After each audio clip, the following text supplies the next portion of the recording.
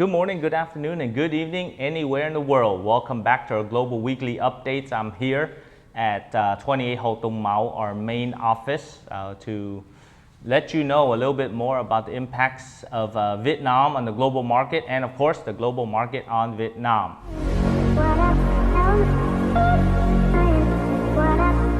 So the first thing I want to talk about are the free trade agreements that have been signed in the last 3 to 5 years that will impact tremendously on Vietnam. You have the ASEAN Free Trade Agreement of the 10 ASEAN countries and including East Timor. And then you also have the RCEP, which is the Regional Comprehensive Economic Partnership, along with the CPTPP as well. And also, we just more recently had the EU-Vietnam Free Trade Agreement as well. Those free trade agreements, what they are intended to do is to help lower import taxes and also barriers to trade and entry for many of the countries. Thus, once a free trade agreement, either a bilateral or a multilateral trade agreement, it will open the doors. And we've already seen that happen since the EU-Vietnam Free Trade Agreement. Vietnam has been shipping tremendously to Europe. Also, with the ASEAN Free Trade Agreement, the trade amongst the countries before COVID and definitely after COVID, it will also resume as well as goods, people, and talent can travel to the different places. So if you're in international trade, you're looking at Vietnam, make sure you understand those free trade agreements. If you have more questions about them, our team of legal experts who have reviewed, also taken notes, and also digested these free trade agreements, please let us know. We'll be happy to help.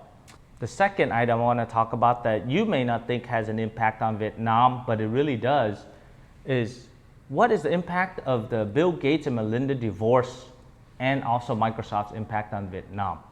So just really briefly, you probably read about it. I mean, I'm sure you understand the global news. After 27 years, Bill Gates and Melinda filed for divorce, splitting their various assets, and news has come up that Bill Gates may have divorced due to a 2019 investigation by an independent law firm on his sexual allegations and also inappropriate behavior with a Microsoft employee from 2000. That's 21 years ago.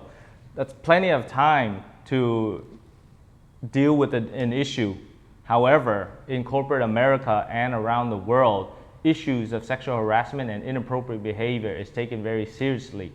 Thus, the Bill Gates, in light of that allegation, resigned from the Microsoft board, looking at one of the founders of one of the top companies in the world leaving. But what happened? Nothing happened, because Microsoft is still one of the top technology and software development companies in the world. There's no impact. So my question to you and your question to me is, what is that impact to Vietnam and how does that impact Vietnam?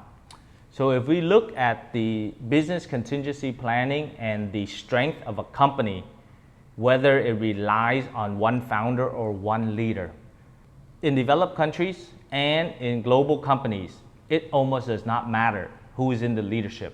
The company will still grow and will still continue. For example, Bill Gates is gone, Microsoft is still running. Alibaba, no Jack Ma, still there. If you look at some of the others, Warren Buffett will look to retire from Berkshire Hathaway very soon as well. Jeff Bezos is going to step down from Amazon. So the companies will still run because of their strength and their corporate compliance. If you reverse that and you look at some of the companies in Vietnam that's proven through history and possibly in the future, if you take out Mr. Duong from Vingroup, what will happen? If you take out Mr. Quick from FLC, or Ms. Thao from Vietjet, or Mr. Duc from Hoàng Anh Gia Lai, what will happen to these companies? There are examples already of ACB, many other corporations that have failed because they depended on one person to run the company on their brand. So thus, the relation to Microsoft, Bill Gates, the divorce, and Vietnam is the strength of a company should not rely on one person, and it must have a corporate board and governance that is sustainable outside of just one person. And that is the lesson that we wanted to bring back of why the divorce of Bill Gates impacts Vietnam and its corporate culture. After watching an amazing seminar on Vietnam emerging market along with the build out at Bakemex, Bình Dương IDC, the World Trade Center in Seattle, and also the Department of Commerce Commercial Service of the United States, we learned quite a few things of why Vietnam is still a great place to gather the supply chain to be able to develop for the future and take the manufacturing from around the world and join the global supply chain. So there are a few reasons that were presented by Mr. Bill Dow in the presentation of why Vietnam. So one, it's a golden population. The Vietnamese are poised, they're young, they're driven, and they're ready to move forward in developing the economy in Vietnam. Two, are the wages are still reasonable compared to other countries, especially for manufacturing work. So you have the different zones from 1, 2, 3, 4, and it ranges anywhere from $440 all the way down to $130 per month per employee. Of course, you have benefits and you have other fringe benefits for them as well, so the prices will go double or triple that amount. However, that is still a relatively great price for the value you get from manufacturing in Vietnam. Third is the geographical location of Vietnam in the global market. Within an hour to two, you can get all over Asia. And now with direct flights to the United States, cargo, people, and transportation will be much easier as well.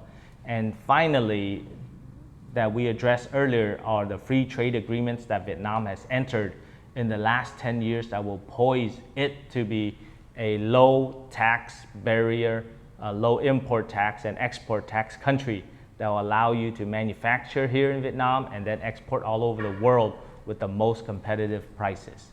So that's what I want to leave you with on this Global Weekly Update. Thank you for coming to the office. So on behalf of Duong Global, my name is Ken Duong. Thank you very much for watching this video. But remember, always like our Facebook page, subscribe to our YouTube channel, comment below what else you want to hear about the global news and its impact on Vietnam. And make sure you click on the bell below so that you get all the subscriptions of what we're going to do. And if you don't subscribe, then I'm going to have to fire our marketing assistant, and I don't want to do that. So make sure you subscribe to our YouTube channel. We love you, and I'll see you on the next video. Thank you.